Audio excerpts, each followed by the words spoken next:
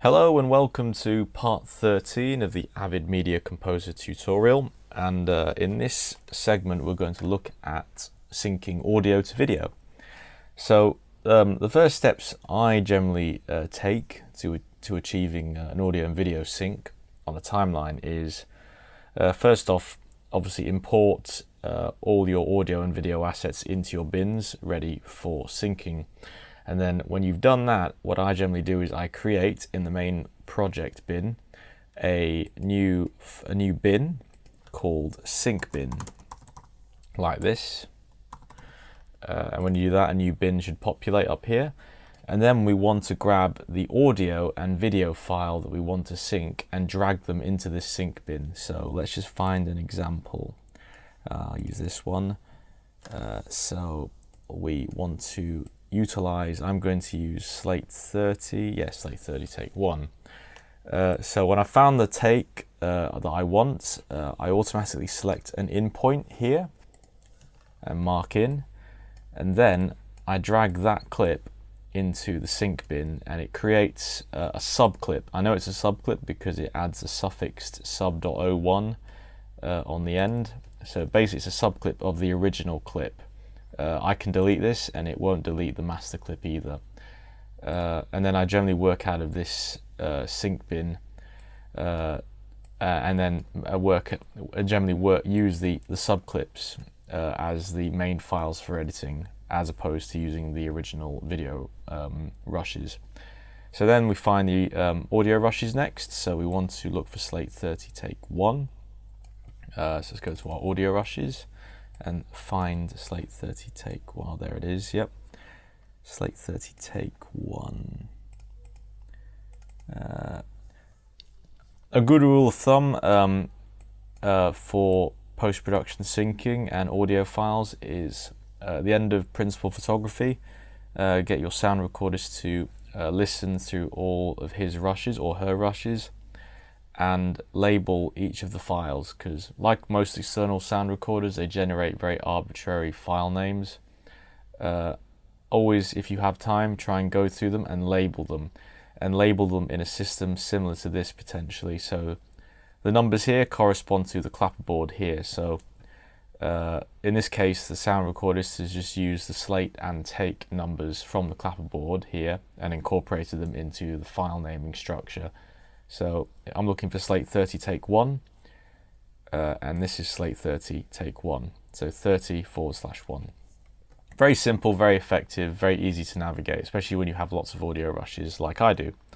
And if you have wild tracks as well, label them with a W for wild tracks, so you know that they are independent audio tracks that weren't in sync, recorded in sync with the rest of the film, or in particular the camera.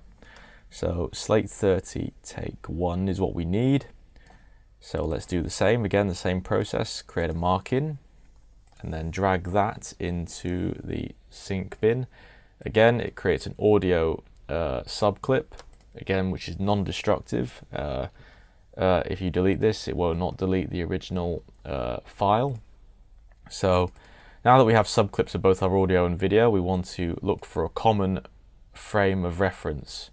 So in this case, we want to look for the sync point that we can sync both video and audio to. So the sync point in this case will be the clapperboard when the clapstick falls into place, as we see here. So what I generally do is I use the keyboard arrows left and right, and I scrub through in my source monitor frame by frame until I find the clap. So I usually like to start back and then go frame by frame into it until the clapperboard reaches the mark here.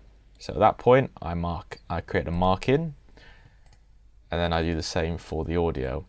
At the moment, if I listen to the audio and I try and scrub left and right with the arrow keys, I cannot hear anything. So I have to enable frame by frame audio scrubbing, and you can do that by pressing down and turning on the caps lock key on your keyboard. So if you just press caps lock, you enable frame by frame audio preview. So now if I press left or right on my arrow key, the audio will scrub frame by frame, second by second. as you can hear. So let's look for the clap sound. Joking in this rudeness. Second.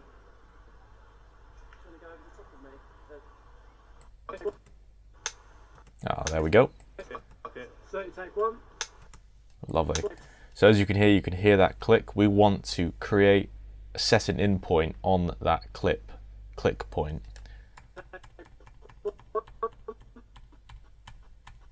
So scrubbing frame by frame. There we go. That's it. So that's our mark. So let's create a mark in point. Now our audio and our video both have mark in points. So at this point, we now set a common frame of reference, a common chapter point for both clips. So let's highlight both of them. So you can either use your mouse or shift and hold left click, and then go to clip. And then under clip, we want to go to auto sync. So if we load up auto sync, this sync selection dialog box comes up, and we have a number of choices. So if your camera is time coded, you could use that. You can also set out points, which are the opposite of in points, so usually at the end. I haven't really found a use for that. So for me, it would make sense to use in points, which are our mark in points that we've set on our audio and video. So if we sync clips using in points and press OK. Oh, another thing to remember is if we select this, keep audio on clip with video. If your camera has audio running as well, recording on the camera, and you want to keep it, you select this box, and then it will sync the external audio alongside your internal audio and have them run all together in one subclip. But in this case, the camera we were using wasn't recording any sound, it was mute, and the only sound we had was external. So deselect that. So let's click OK.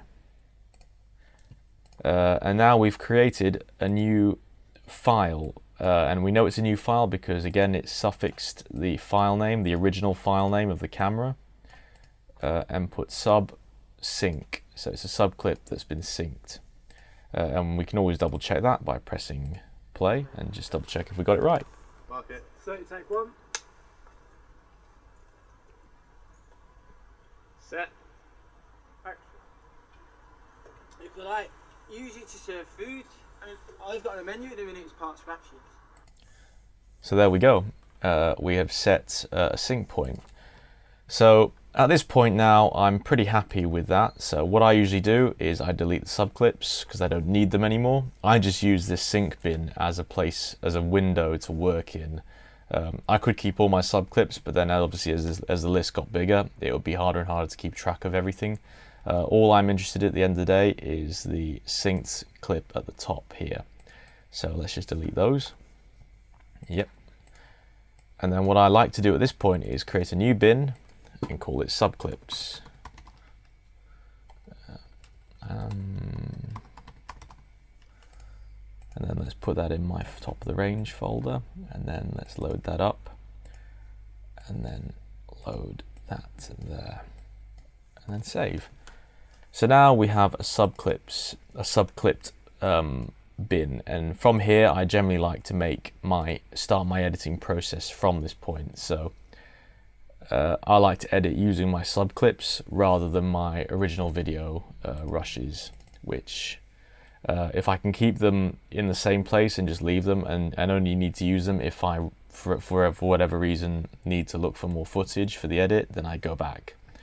But generally, I usually work out of my subclips bin and just go from there. So thank you very much for watching this, and I will see you in the next clip tutorial. Take care. Bye-bye.